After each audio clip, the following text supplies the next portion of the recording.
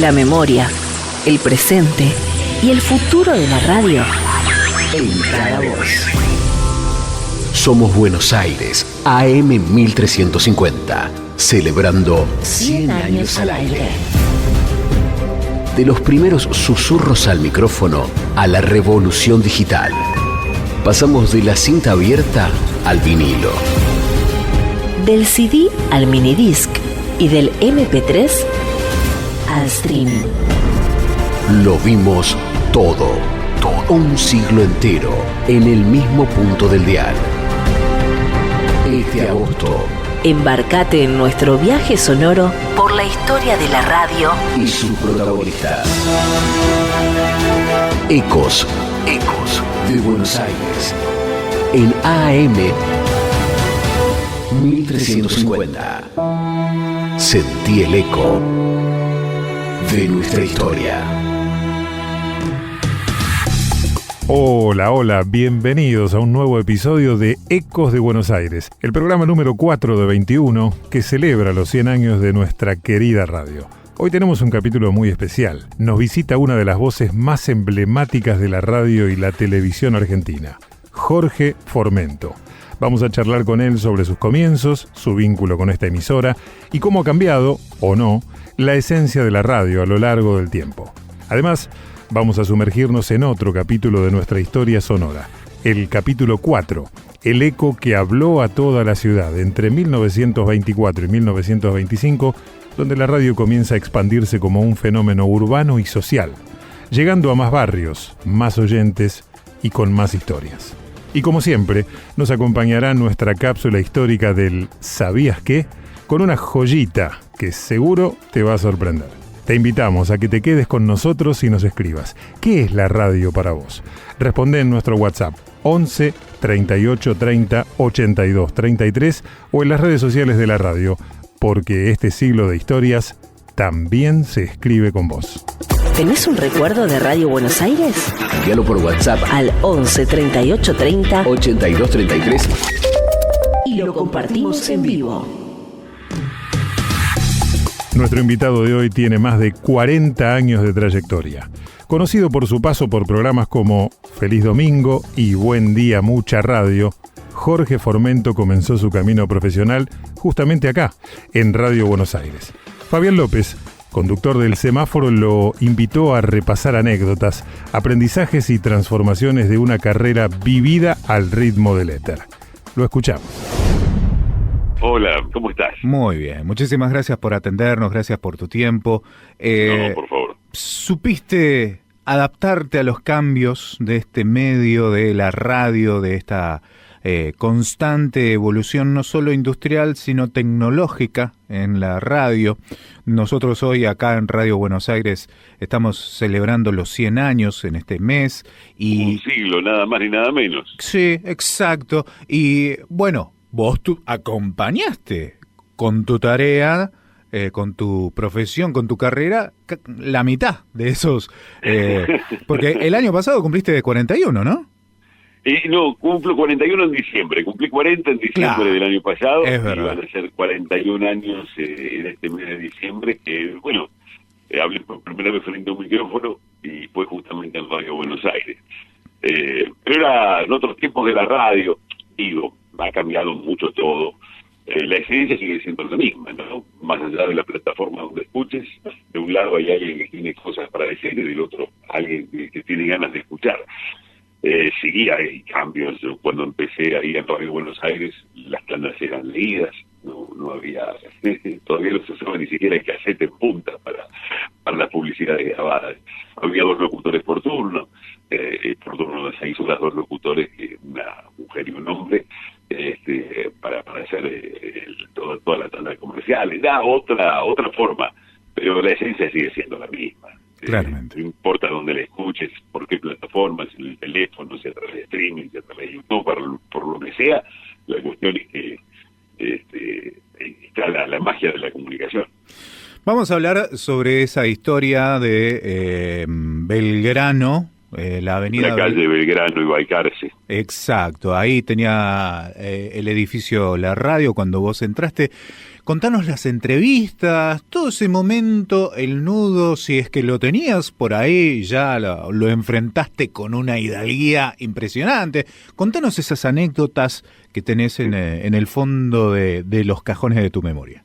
Yo era un absoluto inconsciente de lo que significaba una radio. Lo único que había recibido era el carnet de locutor después de estudiar 3 años en el COSAL, ¿no? Después el examen habilitante se daba en INICER, y allí, el 14 de febrero, nos dieron el carnet de locutor.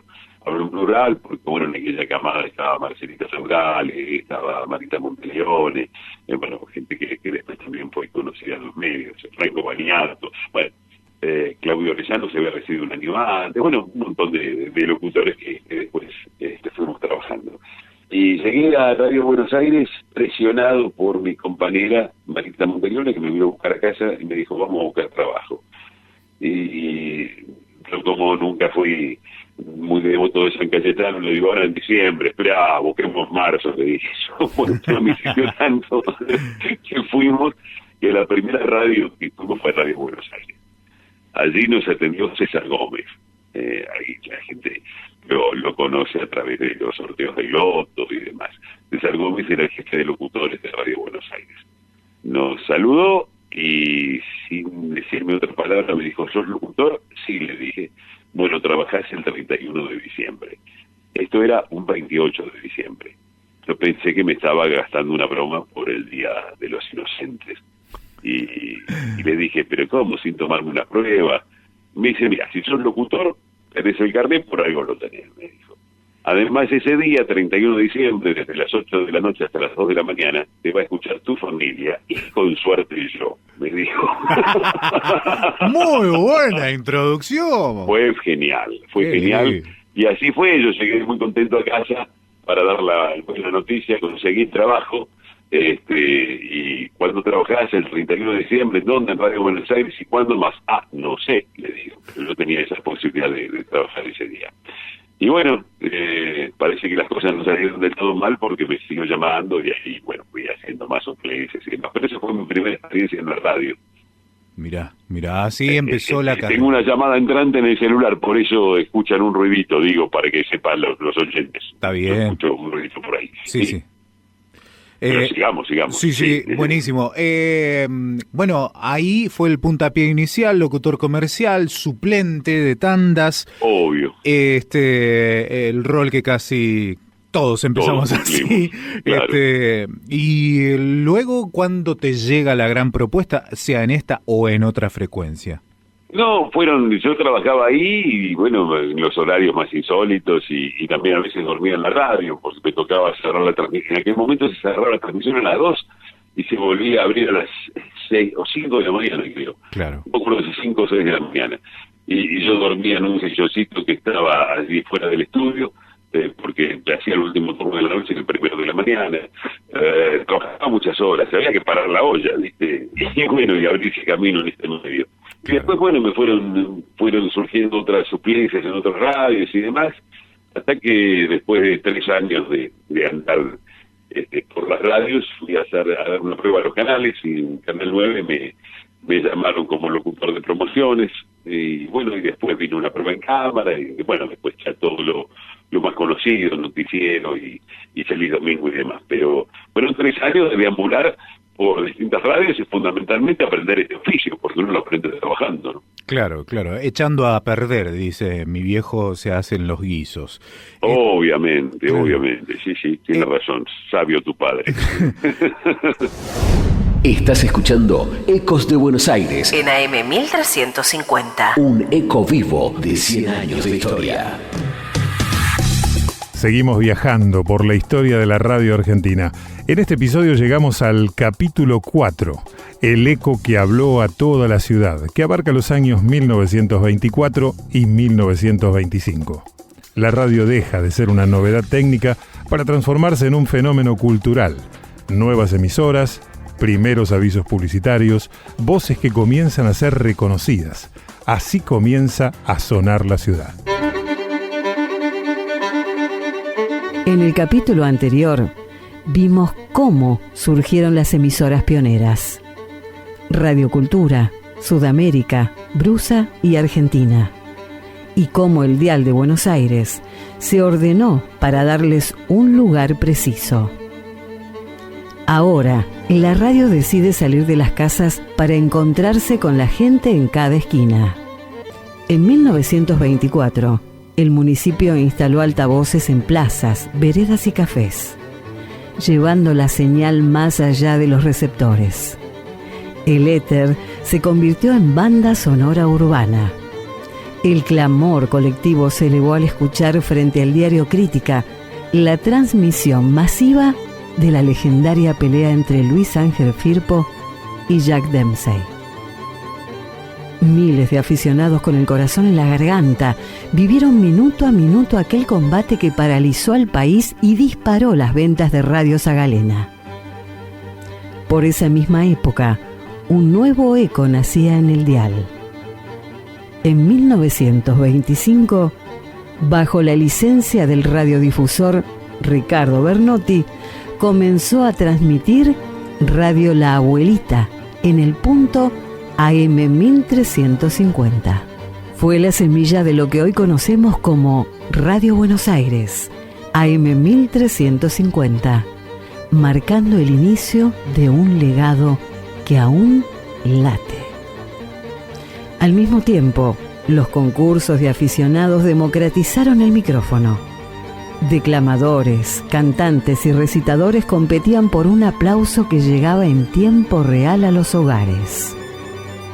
Para sostener la gratuidad de las audiciones, estaciones como Cultura echaron mano al canje de productos: aceite, vinilos, artículos de bazar, cualquier cosa a cambio de publicidad moral. En 1925 la municipalidad fundó Broadcasting Municipal, luego Radio Municipal, actual AM 1110, con la misión de difundir óperas y conciertos del Teatro Colón, sin costo alguno. Un decreto presidencial orientó ese servicio al interés general y la cultura, consolidando la radio como un bien público. Ese eco de plazas, altavoces y voces anónimas sigue vivo en el ADN de Radio Buenos Aires, AM 1350, testigo de cómo la radio se hizo banda sonora de la ciudad y de sus pasiones. En el próximo capítulo viajaremos a 1926 y 27, cuando las grabaciones eléctricas de discos y las primeras FM estatales redefinieron el rol del locutor y marcaron un nuevo salto tecnológico. No te lo pierdas. En el 1350 del dial seguimos revelando memorias y secretos de estudios que hoy salen a la luz en Radio Buenos Aires.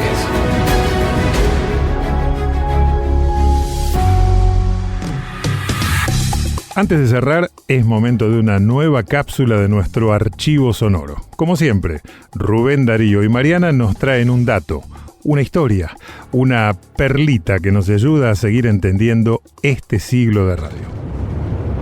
Ecos. Ecos. Ecos. Ecos. De Buenos Aires. Estamos celebrando un siglo de Radio Buenos Aires. Y un siglo de radio no se mide solo en años, también en historias únicas.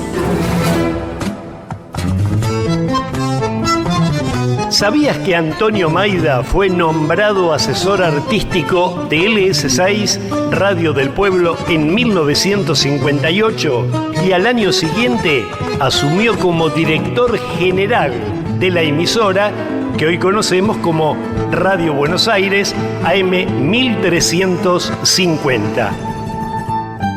Una pieza más del rompecabezas de la radio. Radio Buenos Aires, 100 años en el aire y seguimos haciendo historia. Volvemos con la segunda parte de la charla con Jorge Formento. Desde los desafíos tecnológicos hasta la radio en pandemia. Su mirada siempre encuentra una forma de volver a lo esencial, la magia de hablar y escuchar.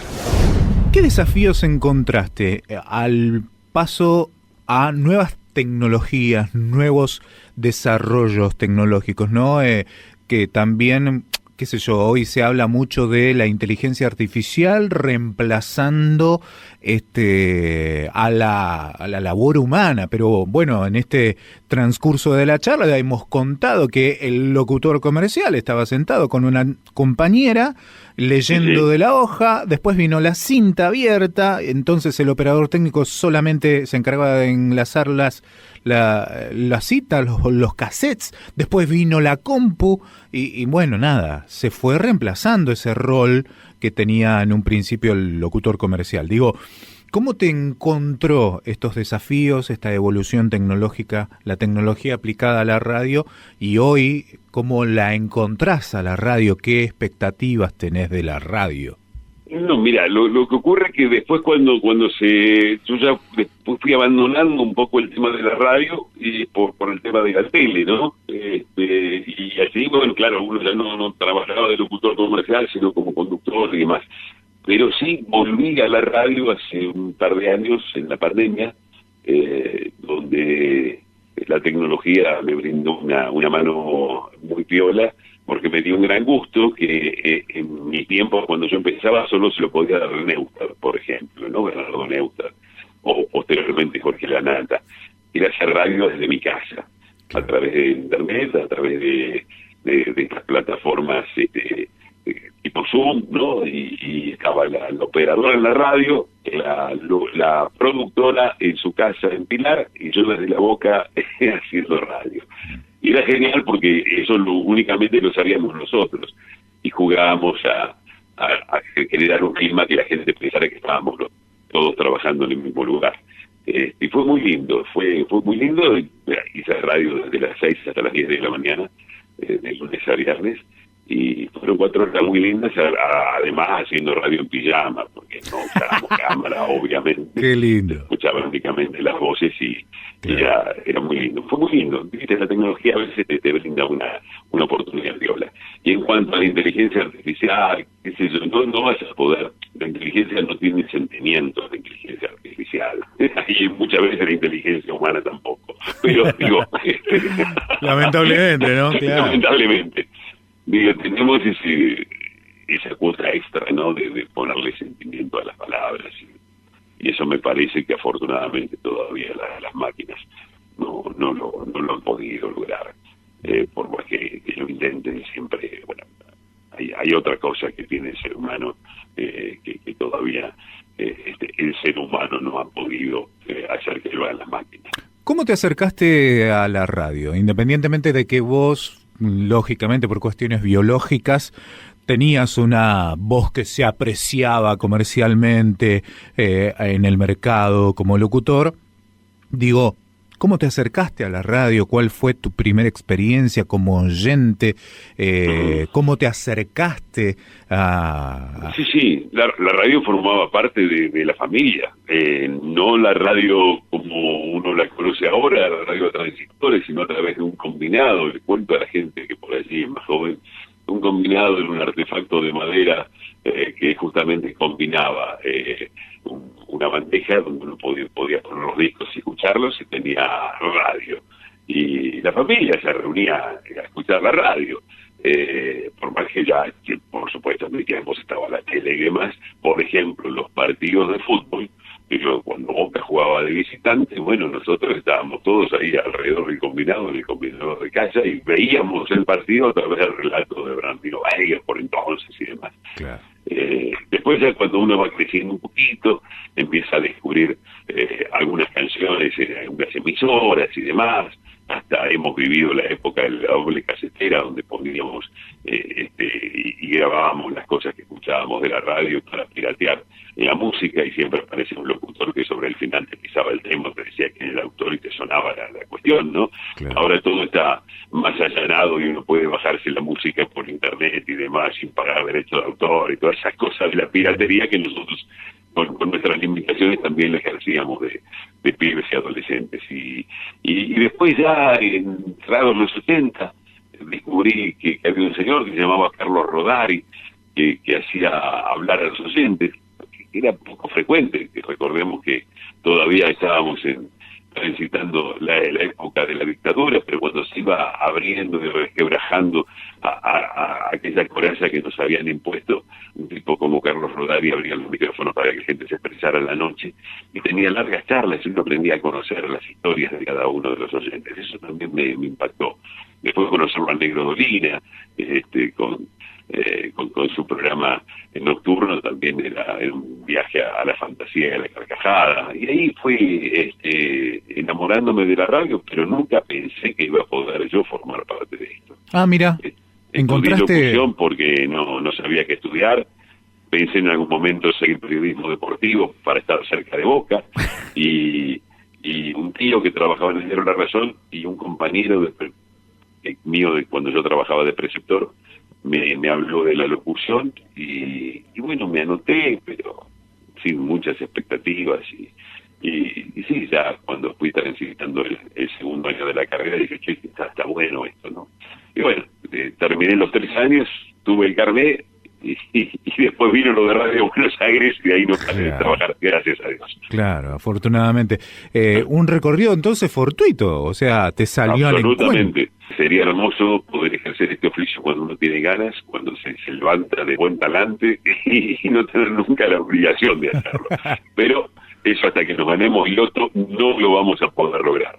Así que a pechugarse, a remangarse y a laburar, que así de injusto es el mundo.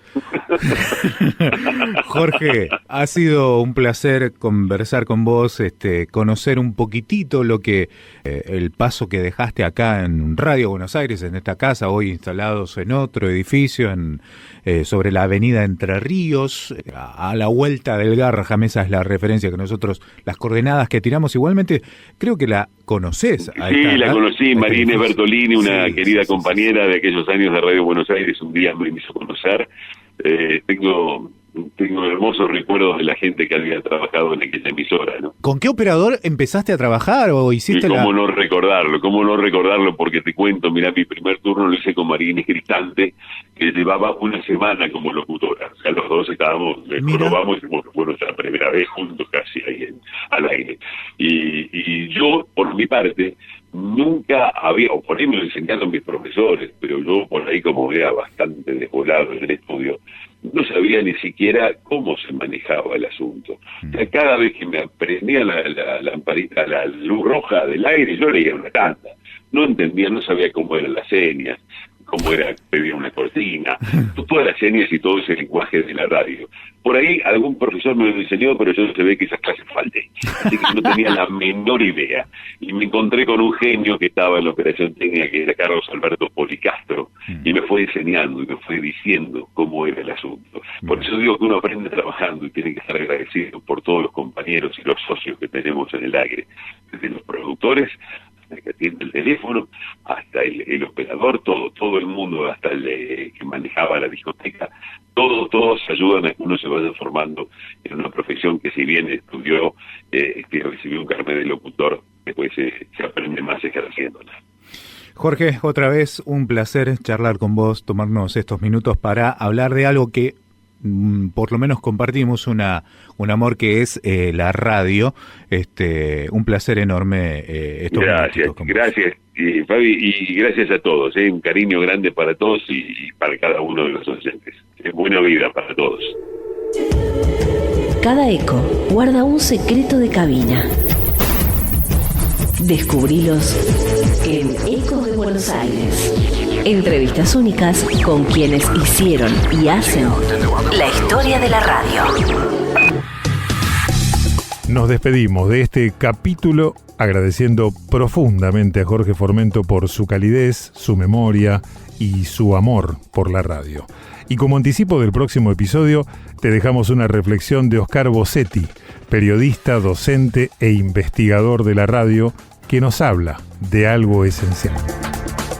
Desde lo personal, en mi caso prefiero la radio sin imagen. La radio sin los ojos del ver, y sí la radio con los ojos del imaginar, que tienen mucho que ver con mi aprendizaje como oyente en el mundo de la radio. Yo imaginaba a Rina Morán, imaginaba a Jorge Cacho Fontana, Claro. al negro Guerrero Martínez, o más aquí en el tiempo a Beto Badía, Sí. o a Lalo Mira en Radio Bangkok, sin verlos. Y ese es el formidable impacto que tiene la radio en esto de generar compañía, pero también imaginación. Estás escuchando Ecos de Buenos Aires, En AM 1350. un eco vivo de 100 años de historia. Esto fue Ecos de Buenos Aires, un viaje de voces, recuerdos y emociones. Gracias por acompañarnos. Podés escucharnos todos los días a las 12:30 y a las 18:30 acá en AM 1350. Hasta la próxima.